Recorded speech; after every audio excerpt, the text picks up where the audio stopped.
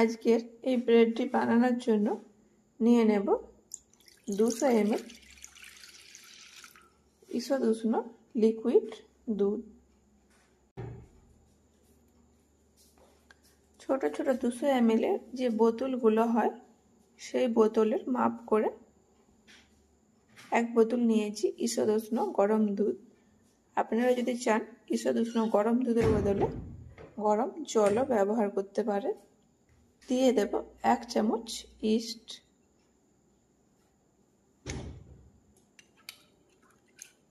এর মধ্যে দিয়ে দেব একটি ডিম,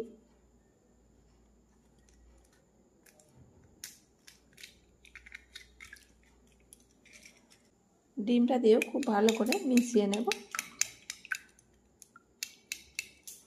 দুধের মধ্যে দিয়ে দেব 4 চামচ চিনি,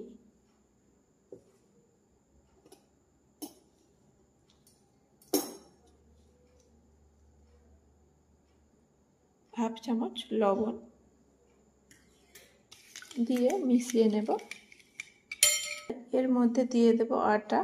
আজকের ব্রেডটা আমি আটা দিয়ে তৈরি করব। মেজারমেন্ট কাপের 3 কাপ এইরকম ভর্তি করে নিয়েছি আটা। এটা ওজনে প্রায় 400 গ্রাম আটা। এবারে হাত দিয়ে খুব ভালো করে মেখে একটু ডো তৈরি করে নেব।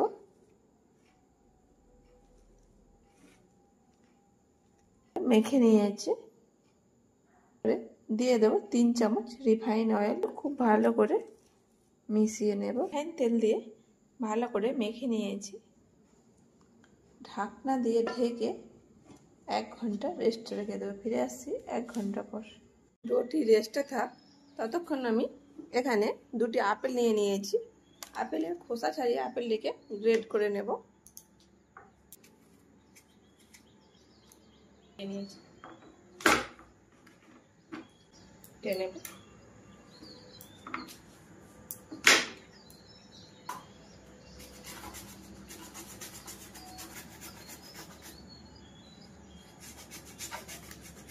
গ্রেড করে নিয়েছি। গ্যাস জ্বালিয়ে একটি কড়াই বসিয়ে দিয়েছি। এতে দিয়ে দেব 1 চামচ বাটার। বাটারটা মেল্ট হয়ে গেছে। এবারে গ্রেড করে রাখা আপেলগুলি দিয়ে দেব। এখানে আমি কিছুটা খেজুর ছোট ছোট করে টুকরো করে কেটে রেখেছিলাম, দিয়ে দিলাম।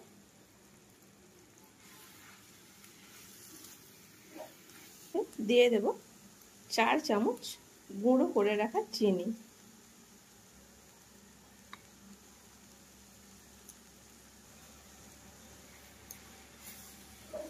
এক চিমটি লবণ।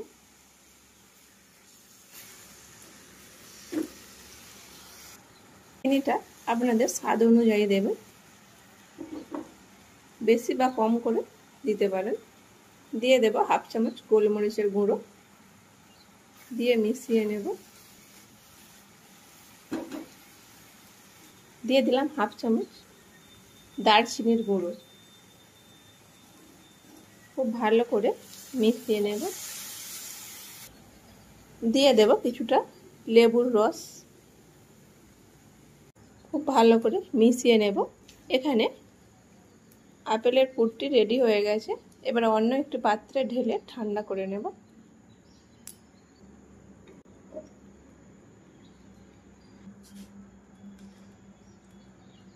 এই পুরটির মধ্যে চাইলে কেউ আপনারা জায়ফল গুঁড়ো ব্যবহার করতে পারেন, সুন্দর একটি গন্ধ এবং ফ্লেভারের জন্য। এবার এই পুরটিকে একটু ঠান্ডা করে নেব। এইভাবে ছড়িয়ে দিলাম, এতে করে তাড়াতাড়ি ঠান্ডা হয়ে যাবে। এদিকে ডোটিও রেস্টে ছিল 1 ঘন্টা হয়ে গেছে। ডোটি ফুলে প্রায় ডাবল হয়ে গিয়েছে। এবারে চেপে চেপে এর ভেতরে বাতাসটা বের করে দেব।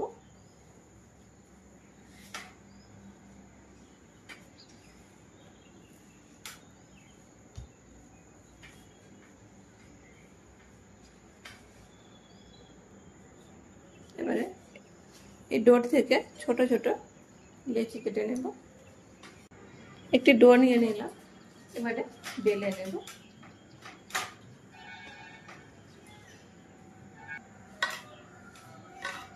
এরকম 4টি ভাগ করে নিলাম। এবারে প্রতিটা পাটকে আবারও একটি করে কাট লাগিয়ে নেব।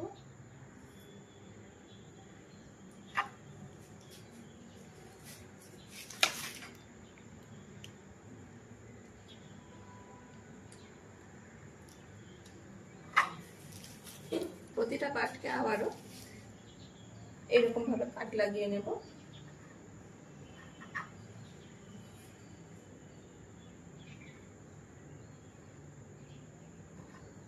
শেষ প্রান্তটা কাটবো না, শেষ প্রান্তটা জোড়াই থাকবে।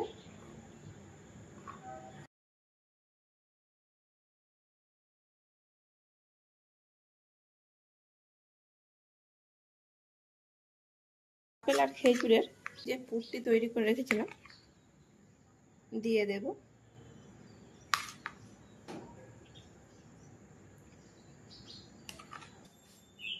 এবারে এই প্রান্তটা তুলে এইভাবে মুড়িয়ে দেব। এইভাবে আটকে দিলাম। অপর প্রান্তটা ঠিক এইভাবে, এই প্রান্তটা তুলে এইভাবে আটকে দিলাম।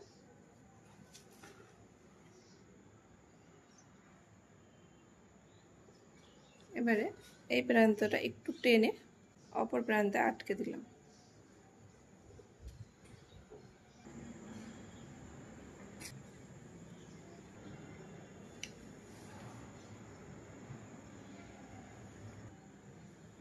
এইগুলো এবার একটি পাত্রে তুলে রেখে দেব। সবগুলি তৈরি করে নিয়েছি, রেস্টে রেখে দেব 10 মিনিট।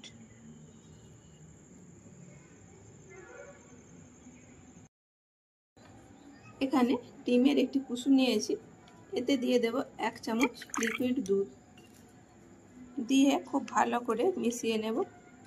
এবারে ব্রেডগুলো ব্রাশ করে নেব।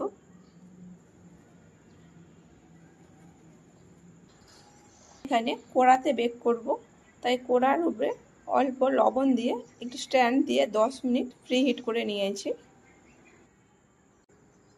এরকম একটি থালায় বাটার ব্রাশ করে আমি ব্রেডগুলি বসিয়ে দিয়েছি।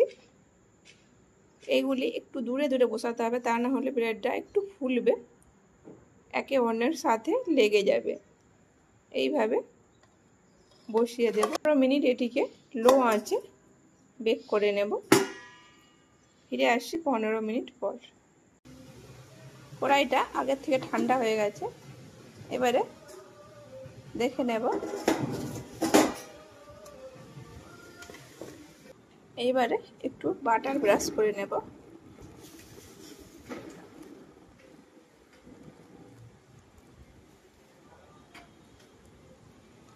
এগুলি হালকা গরম থাকা অবস্থায় বাটারটাকে ব্রাশ করে নিতে হবে। কড়াই থেকে নামিয়ে নিয়ে অন্য একটি পাত্রে সাজিয়ে নেব। সবগুলি সাজিয়ে নিয়েছি।